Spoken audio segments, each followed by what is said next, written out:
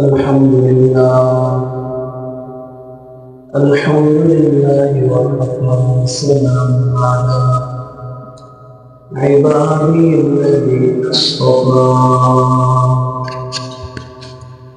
أما بعد فأعوذ بالله من الشيطان الرجيم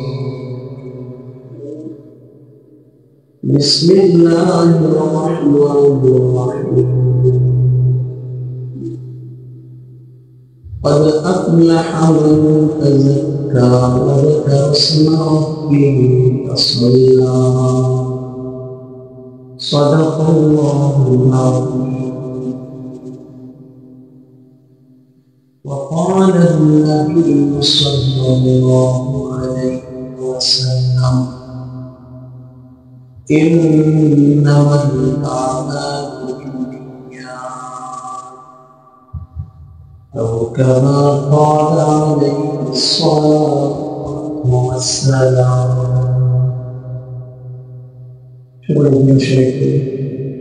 اللهم صل على محمد وعلى آل محمد كما صليت على وعلى آل إبراهيم إنك حميد مجيد. اللهم بارك على محمد وعلى آل محمد كما باركت على إبراهيم وعلى آل إبراهيم إنك حميد مجيد. وهي हम सफर मुसाफिर हैं और आते ठिकाना कोई आगे रवाना है कोई पीछे रवाना। ओहे हम सब मुसाफिर हैं खबर आखिर ठिकाना कोई आगे रवाना कोई पीछे रवाना।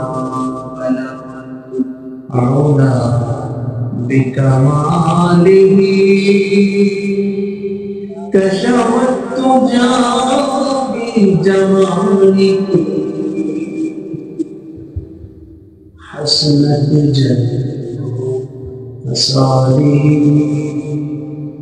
सल्लु अलैहि वालिहि। अल्हम्दुलिल्लाह আল্লাহ তাআলা দরবারে লাখো কোটি শুকর গুজার করি যে আল্লাহ তাআলা আজকে এই পবিত্র জুমার দিন জুমার 2 রাকাত ফরজ নামাজ আদায়ের পূর্বে দামি কিছু কথা কোরআন ও হাদিস আলোকে শোনার এবং শোনানোর তৌফিক করে দিয়েছেন। এজন্য অন্তর থেকে কালিমাতুল শুকর আদায় করি আলহামদুলিল্লাহ। আজকে পবিত্র জুমার দিন কিন্তু আমাদের উপস্থিতি একেবারে কম। যদি ইহার ফায়দা ইহার লাভ মুসলমান চিন্তা করত তাহলে 11টার পরেই মসজিদ ভরে যেত। নবী করিম সাল্লাল্লাহু আলাইহি ওয়াসাল্লাম বলেন শুক্রবারের রাত নূরে ভরা রাত, শুক্রবারের দিন নূরে ভরা দিন। যদি এই দিনে এবং এই রাত্রে কেউ ইবাদত করে তাহলে আল্লাহ তাআলা তার জিন্দেগীর গুনাহগুলো মাফ করে আল্লাহ তাআলা তাকে দ্বীনের জন্য কবুল করে। সুবহানাল্লাহ।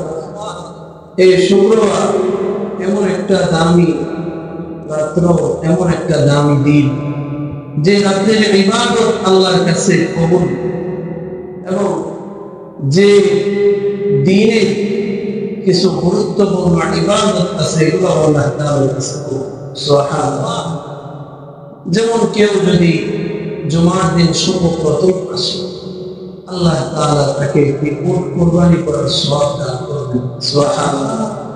এখন আমরা বাংলাদেশের মানুষ এত টাকা দিয়ে উট কুরবানি করার সামর্থ্য আমাদের নাই, কিন্তু আল্লাহ তাআলা উট কুরবানি না করাতে উট কুরবানির সওয়াব আপনি আমাদের দিয়েছেন। সুবহানাল্লাহ। এরপরে দ্বিতীয় যিনি আসবেন তাকে আল্লাহ তাআলা একটি গরু কুরবানির সওয়াব দান করবেন। এরপরে যে আসবে ছাগল কুরবানির সওয়াব দান করবেন। এরপরে যে আসবে একটি মুরগ অথবা মুরগির কুরবানির করার সওয়াব দান করবেন। এরপরে যে আসবে তাকে একটি ডিম কুরবানির সওয়াব দান করবেন। সুবহানাল্লাহ। মেরে ভাই দোস্ত বুজুর্গ, আজকের এই দিনটাকে আল্লাহ তাআলা অনেক ফয়েজ বরকত দিয়ে ভরে রেখেছেন। এই দিনে কেউ যদি দুই খুতবার মাঝখানে জিহ্বা নড়াচড়া না করে আল্লাহ তাআলার কাছে চুপে চুপে মনে মনে দোয়া করে, মানুষ যে দোয়াই করবে আল্লাহ তাআলা কবুল করে। সুবহানাল্লাহ। যদি এই শুক্রবারে আসরের নামাজের পরে কেউ কথাবার্তা না বলে নামাজ পড়ে নামাজের জায়গায় বসে আল্লাহুম্মা সাল্লি আলা মুহাম্মাদিন নাবিয়্যিল উম্মি ওয়া আলা আলিহি ওয়া সাল্লিম তাসলিমা, নবী মুহাম্মদ আরবি সাল্লাল্লাহু আলাইহি ওয়াসাল্লাম বলেন, কেউ যদি শুক্রবার আসরের নামাজ পড়ে আসরের নামাজে যায় নামাজে বসে এই দুরূদ শরীফ 80 বার পড়ে, কয়বার? সকলে বলেন কয়বার? 80 বার। দুরূদ শরীফটা হলো আল্লাহুম্মা সাল্লি আলা মুহাম্মাদিন নাবিয়্যিল উম্মি ওয়া আলা আলিহি ওয়া সাল্লিম তাসলিমা। তাহলে এমন ব্যক্তির 80 বছরের গুনাহ মাফ করে দিবে। সুবহানাল্লাহ। শুধু 80 বছরের গুনাহ মাফ করবেন না, 80 বছরের নেক আল্লাহ তাআলা তাকে দান করবেন। সময় মাত্র 10 মিনিট থেকে 15 মিনিটের ভিতরে 80 বছরের গুনাহ আল্লাহ তাআলা মাফ করে দিবেন। কিন্তু আফসোসের বিষয় ও পরিতাপের বিষয় যে আসরের পরে দুরূদ শরীফ পড়বে দূরের কথা, জুমার নামাজে পড়ে না। ঠিক না বেটি? মেরে ভাই দোস্ত বুজুর্গ, আমরা আমাদের জীবনে যা কিছু আমল করি, যত ভালো কাজ করি, এই ভালো কাজ রাখার জন্য, ভালোভাবে থাকার জন্য, আল্লাহ তাআলার কাছে কবুলিয়ত হওয়ার জন্য আমলের একটা স্তম্ভ আছে, দুইটি স্তম্ভ আছে। এই দুইটা মাপকাঠি ঠিক রেখে যদি কেউ আমল করে, ওই আমল আল্লাহ তাআলার কাছে কবুল।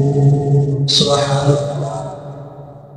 মেরে ভাই দোস্ত বুজুর্গ, একটা রাস্তা করলে রাস্তার যেমন ফাউন্ডেশন আছে নাই, যদি রোলার দিয়ে প্রথম মাটিটাকে ভালো করে বসায় না দেওয়া, এরপরে পিচ দেওয়ার পরে যদি রোলার দিয়ে সুন্দর করে এটাকে বসা না দেওয়া হয়, যখনই বৃষ্টির সময় আসবে তো এই রাস্তাগুলো নষ্ট হয়ে যাবে। ঠিক না?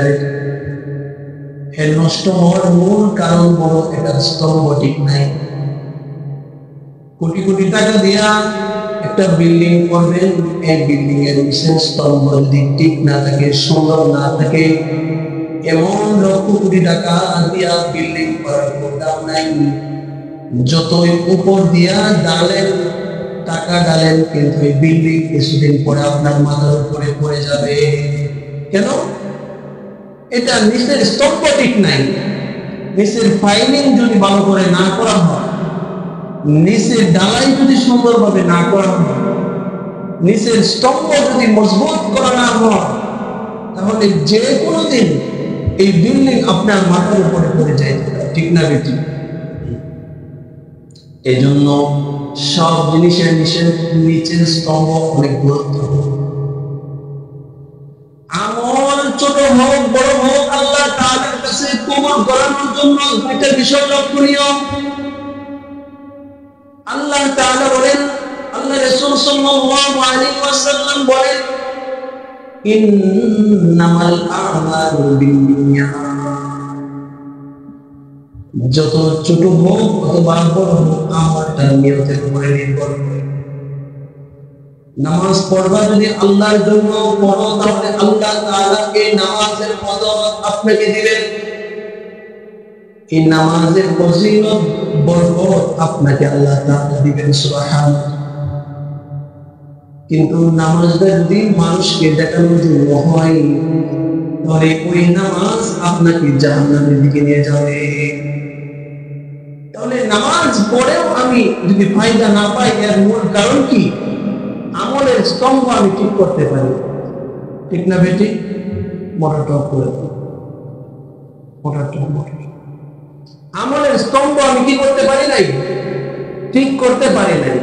যদি আমি আমলের স্তম্ভ ঠিক করতে পারতাম, নিয়ত ঠিক করতে পারতাম, তাহলে আল্লাহ তাআলা আমার এই আমলকে কি করতেন? কবুল করতেন। নবী মুহাম্মদ আরবি সাল্লাল্লাহু আলাইহি ওয়াসাল্লাম আরেকটি স্তম্ভের কথা বলেন আমল মজবুতের জন্য, সেটা হলো আখলিস দীনাকা ইয়াকফিকা আমালুল কলিল। তোমার আমলের মধ্যে ইখলাস থাকতে হবে। আমলের মধ্যে যে আমলে ইখলাস থাকে, যে আমলে নিয়ত সহি থাকে, এমন আমল আল্লাহ তাআলা সহজেই কবুল করে নেন, সুবহানাল্লাহ। তোমার এই নিয়ত সহি এবং ইখলাসিয়াত নিয়ে আমলটা ছোট বড় হতে হবে, ছোট্ট আমলে আল্লাহ তাআলা পাহাড় সমপরিমাণ সওয়াব দান করবেন, সুবহানাল্লাহ।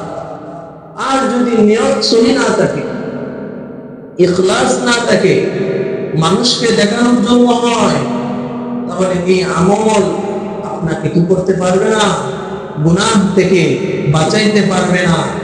এই আমল আল্লাহ পর্যন্ত আপনাকে পৌঁছাইতে পারবে না।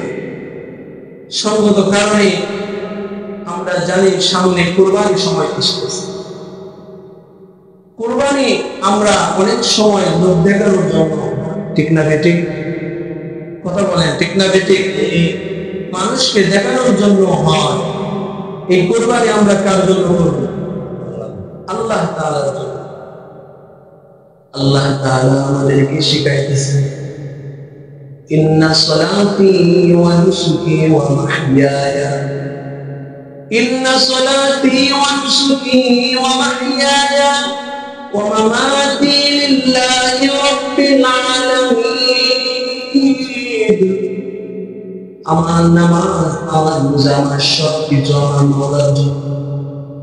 যদি আমার নামাজ, আমার রোজা, আমার রুকু, আমার সিজদা, আমার সালাম, আমার কথা, আমার কুরবানি, আমার হজ, আমার যাকাত, সবকিছু যদি আল্লাহ তাআলার জন্য হয়, তবে আল্লাহ বলেন, বান্দা চিন্তা করো না, ওয়াবশিরু বিল জান্নাহ, তুমি সুসংবাদ গ্রহণ করো সেই জান্নাতের, যেখানে তোমার আর বাহির হইতে হবে না। সুবহানাল্লাহ। আমল আর ইখলাস, আমল আর ইখলাস, ইখলাসের মধ্যে আমলের সম্পর্ক। যদি ইখলাস না থাকে, নিয়ত সহি না থাকে, আমলের কোনো দাম নাই। যদি আমরা দেখি তাহলে দেখবো যে ইখলাস এবং নিয়ত সহি যে আমলে ছিল, এই আমল আল্লাহ তাআলা কবুল করেছেন, সুবহানাল্লাহ। তুমি ইখলাস যদি থাকে, নিয়ত সহি থাকে, জঙ্গলের ভিতরে যদি তুমি কাজ করো, এটা আল্লাহ কবুল করবেন, সুবহানাল্লাহ। কারণ দিনের আলোতে যে আল্লাহ দেখেন, রাতের অন্ধকারেও সে আল্লাহ দেখেন। যদি একটা পুকুরের ভিতরে থাকো, তারপর আল্লাহ দেখেন। যদি ময়দানে থাকো, তারপরেও আল্লাহ দেখেন। যদি জঙ্গলে থাকো, তারপরে আল্লাহ দেখেন। পানির নিচেও চলে গেলে আল্লাহ দেখেন। এই জন্যই ছোট্ট কাজ হোক কিন্তু ইখলাসিয়াত আর নিয়ত সহি থাকলে আল্লাহ তাআলা কবুল করে নেন। যেমন মাওলানা ইলিয়াস রহমাতুল্লাহি আলাইহি, তিনি ছোট্ট একটা মক্তব গড়ে বৈশাখ তাবলীগের কাজ শুরু করেছিলেন। না ছিল একটা মিডিয়া, না ছিল টিভি যেটার মাধ্যমে প্রচার করা হয়েছে। ছোট্ট একটা বাংলা মক্তব গড়ে বৈশাখ যে কাজ করেছিলেন, তাবলীগের কাজ শুরু করেছিলেন, যদিও গড়টা বাংলা ছিল, কোনো অবস্থান ছিল না, কিন্তু তার এই কাজের মধ্যে নিয়ত সহি ছিল, তার এই কাজের মধ্যে ইখলাসিয়ত ছিল। শুধু ইলিয়াস রহমাতুল্লাহি আলাইহির কাজের মধ্যে ইখলাস আর নিয়ত সহি থাকার কারণে আল্লাহ তাআলা তার এই কাজকে এমন দামি বানাইছেন, এমন ভাবে কবুল করছে, আজকে সারা পৃথিবীব্যাপী এই তাবলীগের মাধ্যমে মানুষ নিজেকে ফিরে পাইতেছে, আল্লাহ তাআলাকে পাইতেছে। ঠিক না রে? কত মানুষ কালিমা জানতো না, সে মুসলমান, কিন্তু লা ইলাহা ইল্লাল্লাহ মুহাম্মাদুর রাসূলুল্লাহ সাল্লাল্লাহু আলাইহি ওয়াসাল্লাম পড়তে পারত না। মুসলমান 70 বছর পার করে দিয়েছে, হায়াতের সময় 70 বছর হয়ে গেছে, কিন্তু কালিমা জানে না। হায়াতের সময় 80 বছর হয়ে গেছে, কিন্তু নামাজ পড়তে জানতো না। নামাজ তো দূরের কথা, সালাম দিতেই জানতো না। এমন ব্যক্তি এই তাবলীগে গিয়া কালিমা শিখছে, তাবলীগে গিয়া নামাজ শিখছে। কত পথহীন রাস্তাহীন মানুষ পথ পাইছে, অন্ধকারের ভিতরে আলো পাইছে। ইলিয়াস রহমাতুল্লাহি আলাইহি যে কাজ করেছিলেন মক্তব ঘরের ভিতরে, বাংলা ঘর, কিন্তু নিয়ত বড় দাম। তার ভিতরে এই কাজের মধ্যে ইখলাসিয়ত ছিল, নিয়ত সহি ছিল। এই জন্য ছোট্ট সময় যারা কোরআন পড়তে পারে না, ছোট্ট সময় যারা দিন সম্পর্কে জানতে পারে না, এমন ব্যক্তিদের জন্য আর কোন দ্বিতীয় রাস্তা খোলা নাই। একটা রাস্তা যেটা তাবলীগে গেলে মানুষ নিজেকে পরিবর্তন করতে পারে। সুবহানাল্লাহ। তো ইলিয়াস রহমাতুল্লাহি আলাইহির এই কাজটা আল্লাহ তাআলা কেন কবুল করছেন? কেন? তার ভিতরে নিয়ত সহি ছিল, ইখলাসিয়ত ছিল। শুধু নিয়ত আর ইখলাসিয়ত থাকার কারণে সারা পৃথিবী ব্যাপী আল্লাহ তাআলা এই কাজকে জয় করে দিয়েছেন। সুবহানাল্লাহ।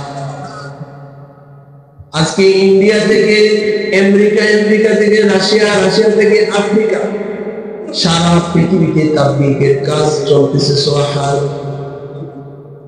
আমরা যদি দেখি দারুল উলুম দেওবন্দ যিনি প্রতিষ্ঠিত করেছিলেন কাসেম নানভী রাহমাতুল্লাহি আলাইহি, আজকে তো বড় বড় বিল্ডিং আছে, কিন্তু ইখলাসিয়ত নেই। ঠিক না বেটি? আজকে কন্টেন্টের মধ্যে মডার্ন আছে, কিন্তু তিলাওয়াতের মধ্যে ইখলাসিয়ত নেই। আজকে মানুষের অনেক টাকা দিয়া অনেক ভালো ভালো কাজ করে, কিন্তু ইখলাসিয়ত নাই, লোক দেখানোর জন্য হয়। ঠিক না বেটি?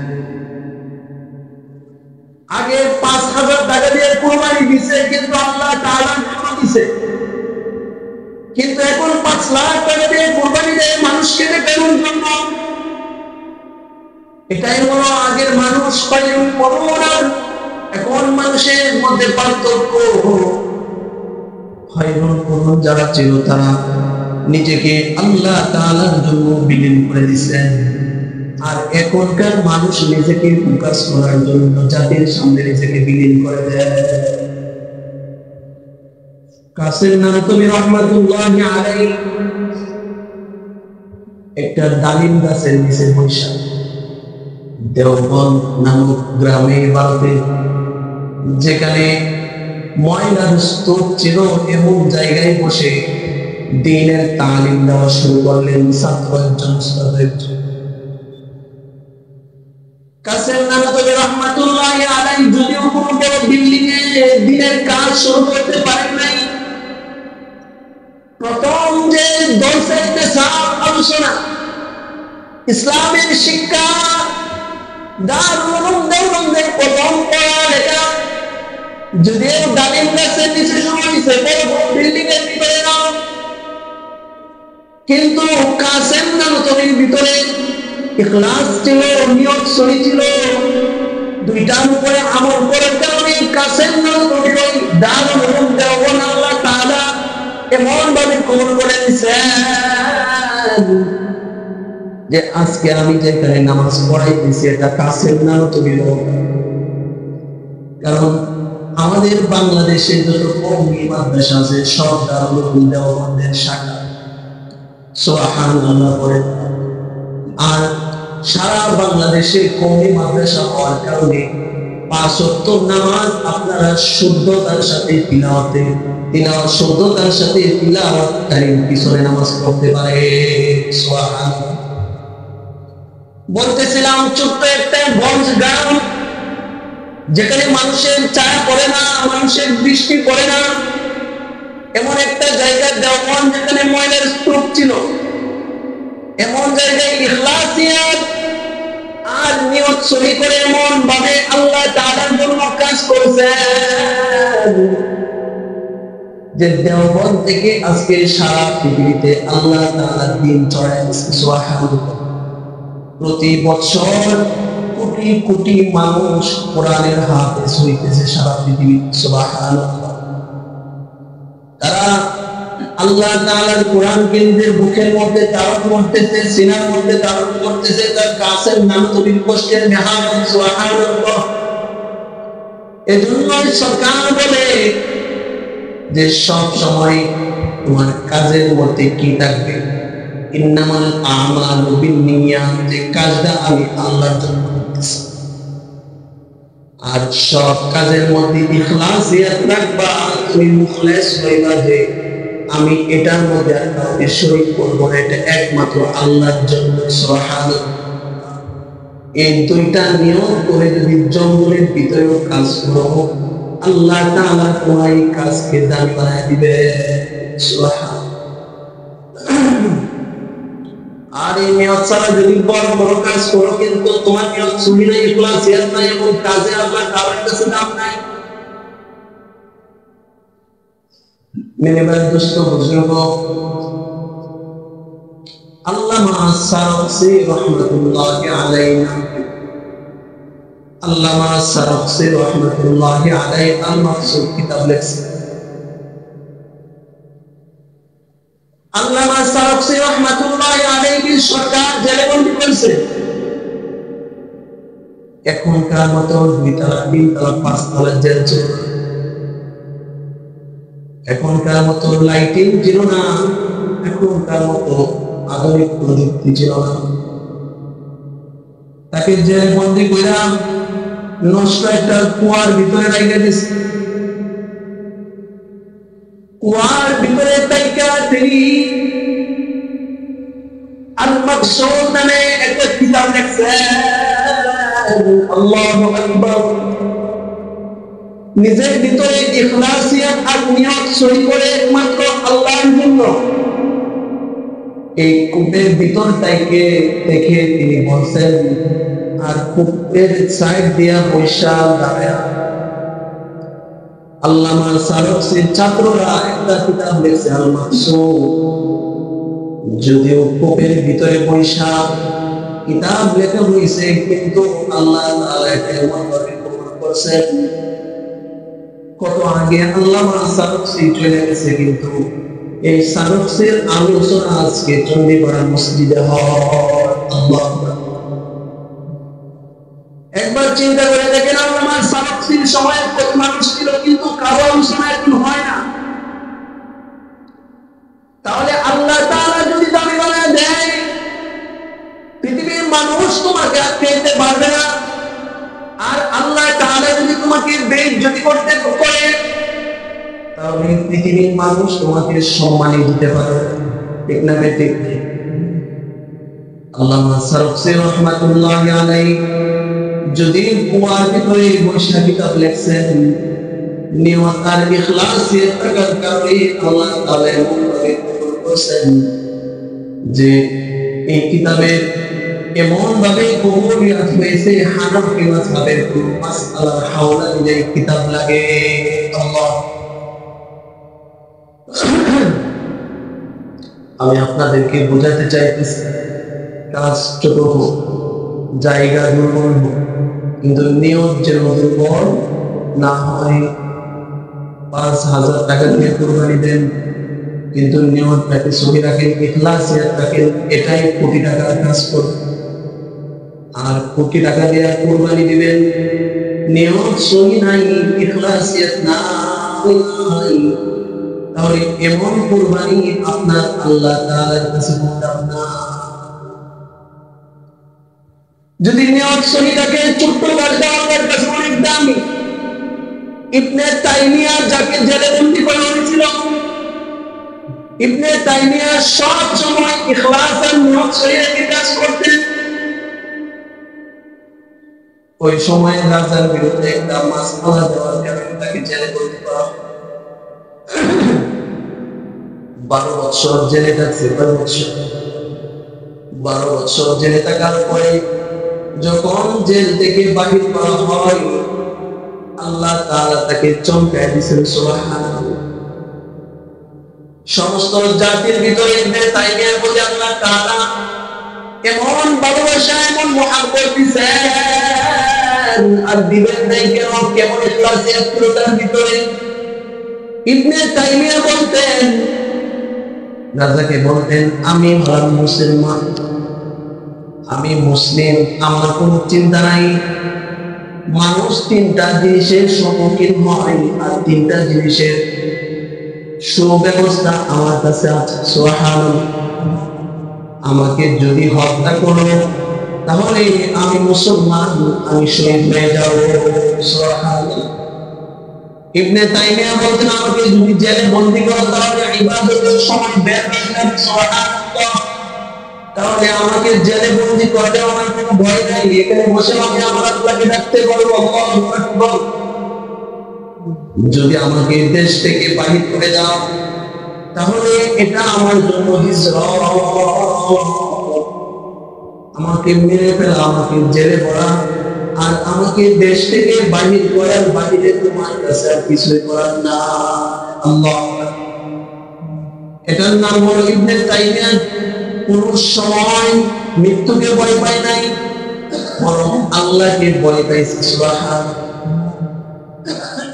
তিনি সব কাজে ইখলাসিয়াত নিয়ত সহি থাকার কারণে আল্লাহ তাআলা তাকে এমন দামি বানিয়ে দিয়েছেন যে যখন জেল থেকে তাকে বাহির করা হয়েছে, বাহির করার সময় ফজরের সময় লাশ বাইরে হয়েছে, যে দিক দিয়া ইবনে তাইমিয়ার লাশ যাবে এর 2 দিক দিয়ে মানুষ দাঁড়িয়ে আছে। যেখান দিয়ে ইবনে তাইমিয়ার লাশ যায়, নিজের শরীরের জামাটা খুলে ইবনে তাইমিয়ার শরীরের উপরে ফেলে দেয়। আল্লাহু আকবার। মানুষ বলে ইবনে তাইমিয়াকে আর পাবো না, কিন্তু ইবনে তাইমিয়ার শরীরের সাথে যে আমার জামা লাগে, আর ওই জামা নিয়ে যদি আমি কবরে যাইতে পারি, আল্লাহ তাআলা আমাকে মাফ করে দিবেন। ইবনে তাইমিয়ার শরীরের পাশের দাম আল্লাহ তাআলা এমন বাড়ায় দিয়েছিলেন। আল্লাহু আকবার। কোন ছোট্ট আমল কেউ ছেড়ে দিও না। মনে রাখবা, 5 লক্ষ টাকার গাড়িটাও 5 টাকা দামের না, সারা চলে না, ঠিক না? আমল ছোট হোক, কিন্তু ইখলাসিয়াত রাখো। বারবার কথা বলতেছি, আমল ছোট হোক, ইখলাসিয়াত রাখো, নিয়তকে সহি রাখো। কে কি তোমাকে বলতেছে এটা চিন্তা করো না। মানুষ আজকে বলবে, কালকে বলবে, পরের দিন আর বলবে না, কিন্তু মনে রাখবা তোমার কিন্তু আল্লাহ তাআলার সামনে দাঁড়াইতে হবে। মেরে ভাই দুষ্ট বুজুর্গ, এই যে মসজিদ হয়ে গেছে, মসজিদ কি আরেকটা এখানে করা সম্ভব? এটা ভেঙে আরেকটা করা সম্ভব? কিন্তু এই মসজিদের ছোট বড় কাজগুলো যারা করে, বিশেষ করে যাদেরটা সব সময় পর্দার আড়ালে থেকে যায়, তারা হলো আমাদের মা। বছরের পরের বছর ইমাম সাহেবদেরকে খাবার ব্যবস্থা করে, ঠিক না? এদের কষ্ট মুজাহেদা তাদের পর্দার আড়ালে থেকে যায়, কিন্তু চিন্তার কারণ নেই। এদের কষ্ট মুজাহিদ আল্লাহ তাআলা এমন ভাবে কবুল করবেন, এটার উসিলায় তাদেরকে জান্নাতে পৌঁছায় দিতে পারেন। সুবহানাল্লাহ। এটা কোন সাধারণ কথা নয়। এই জন্যই বলতেছি, বাদশাহ হারুন রশিদ সে একটা মসজিদ করবে। মসজিদ করার সময় আগেই বলে দিছে, সাবধান, তোমরা এই মসজিদে একটা টাকাও দিতে পারবে না। আমি বাদশাহ হারুন রশিদ, আমার নিয়ত হইল আমি একটা মসজিদ করব। এই মসজিদ যদি আমি করি, তাহলে এই মসজিদের পরিবর্তে আমার জন্য জান্নাতের একটা ঘর বানাবো। সুবহানাল্লাহ। সুতরাং আমি এই মসজিদে আর কাউকে শরীক রাখতে চাই না। আমি একা করবো, একা, কেউ এক টাকাও দিতে পারবে না। বাদশাহ হারুন রশিদ মসজিদ কমপ্লিট। মসজিদ উদ্বোধন হয়েছে রাত্রে। বাদশাহ হারুন রশিদের স্বপ্নে আল্লাহ তাআলা বাসায় দিলেন। বাদশাহ হারুন রশিদ জান্নাতে পড়তেছে। সুবহানাল্লাহ। বাদশাহ হারুন রশিদকে দেখা হইতেছে যে তুমি দুনিয়াতে মসজিদ করছো, আর আল্লাহ রাসূল বলেছেন যে দুনিয়াতে আমার একটা আল্লাহর ঘর করবে, আল্লাহ তার জন্য আরেকটা ঘর জান্নাতে করবে। সুবহানাল্লাহ। এই যে তুমি দুনিয়াতে আল্লাহর ঘর করছো, আর আল্লাহ আখিরাতে তোমার জন্য ঘর বানায় দিয়েছে। সুবহানাল্লাহ। বাদশাহ হারুন রশিদ বলে, আমি জান্নাতে মসজিদের পরিবর্তে যে ঘর পাইলাম, এই ঘরের সাথে একই ডিজাইনে আরেকটা ঘর পাইলাম। আমি জিজ্ঞেস করলাম, এই ঘরটা? বলে, এই ঘরটা তোমার মসজিদের কাজ করলে এক মিস্ত্রি। বলে, মিস্ত্রিদের তো আমি টাকা দিছি, তাহলে তারা কেমনে জান্নাতে ঘর পায়? একটা টাকাও তো এখানে দান করার কারো কথা। স্বপ্ন ভেঙে গেছে। যারা একসাথে এই মসজিদের কাজ করছে, সমস্ত মিস্ত্রিদেরকে তারা দাওয়াত দেওয়া হলো। সকলে আসছে। আসার পরে সকলে খাবারে বসছে। খাবারে বসার পরে, খাওয়া দাওয়ার পরে বাদশাহ হারুন রশিদ বলে, আমি তোমাদেরকে একটা কথা জিজ্ঞাসা করব। এটা কেউ মিথ্যা কথা বলতে পারবে না, সত্য কথা বলবে। তোমরা বলো, এই মসজিদে এমন কি কেউ আসো যে একটা টাকাও তোমরা মসজিদে দান করেছো? সকলে না করতেছে, কিন্তু একজন চুপ করে আছে। সুবহানাল্লাহ। সকলে বলতেছে, আপনি না করছেন, এজন্য মসজিদে কোনো কিছু দেয় নাই। বাদশাহ হারুন রশিদ বলেন, জান্নাতে আমার সাথে আরেকটা ঘর আল্লাহ তাআলা বানিয়ে দিয়েছেন, সে মসজিদে কাজ করছে। বড় শেখে একজন দাঁড়ায় গেছে কাঁপতে কাঁপতে রাজার সামনে। বলে, আমি এমন বড় কিছু করতে পারি নাই। আমার বাড়িতে যখন মাটি খোঁড়া হয়, মাটির নিচে দুইটা পাথর পাইছে।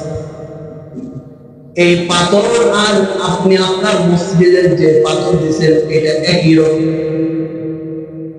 আমি এটাকে বড় সুযোগ মনে করলাম। রাতের আধারে দুইটা পাথর এনে আপনার এই মসজিদের পাথরের সাথে রেখে দিলাম। পরের দিন মিস্ত্রি দুই পাথর লাগাই দিচ্ছে। মিয়া, দুইটা পাথর দিয়া তো মসজিদ হয়ে যায় নাই। এই দুইটা পাথর দিয়া মসজিদ হয়ে যায় নাই। বাদশাহ হারুন রশিদ সমস্ত মসজিদ করে কোটি কোটি টাকা খরচ করে একটা জান্নাতে ঘর পাইছে, আর একটা মিস্ত্রি দুইটা পাথর দিয়া জান্নাতে একটা ঘর পাইছে। এর ভিতরে মূল বিষয় হলো, তার ভিতরে যে ইখলাস ছিল, তার ভিতরে যে নিয়ত সহি ছিল, আল্লাহকে দেখানোর জন্য ছিল। এটা আল্লাহ তাআলা কবুল করে নিছে। আল্লাহু আকবার। এজন্য মসজিদের কাজ ছোট হোক বা বড় হোক, এটার সাথে নিজেকে রাখেন।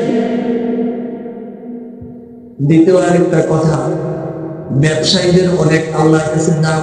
ব্যবসায়ীদের দাম আল্লাহর কাছে অনেক। বেশিরভাগ রিজিকের ফায়সালা ব্যবসার মধ্যে রাখছেন। মেরে ভাই, দুস্থ বুজুর্গ যারা সৎ ব্যবসায়ী, এরা সিদ্দিক শুহাদা নবীদের সামনে দাঁড়িয়ে হাসরের ময়দানে দাঁড়াবে। সুবহানাল্লাহ। এজন্য ইখলাসিয়াতের সাথে করেন, নিয়তকে সহি রাখি করেন, ব্যবসা আপনাকে জান্নাতে পৌঁছায় দিবে। আল্লাহ তাআলা আমাদেরকে আজকের এই আলোচনা বোঝার তৌফিক দান করুন। এতক্ষণ কি কইছে বুঝছেন নাকি খালি শুনছেন? বুঝতে পারছেন? আমি আপনাদেরকে এই কথাটা বোঝানোর চেষ্টা করছি। সারমর্ম কথা হলো, আপনি কাজটা ছোট করেন অথবা বড় করেন, সকল ভালো কাজ এটা আল্লাহর জন্য করেন, ইখলাসের সাথে করেন, আর নিয়তকে সহি রাখেন যে আমি আল্লাহর জন্যই করতেছি, তাহলে আপনার কাজগুলো আল্লাহর কাছে কবুল হয়ে যাবে। সুবহানাল্লাহ। কাজ ছোট হোক বা বড় হোক এটা বিষয় না।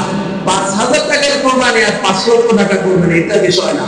ইখলাসিয়াত থাকলে ৫,০০০ একটা ৫ কোটি টাকার সমান, আর ইখলাসিয়াত না থাকলে ৫ কোটিটা ৫ পায়ও কমবে।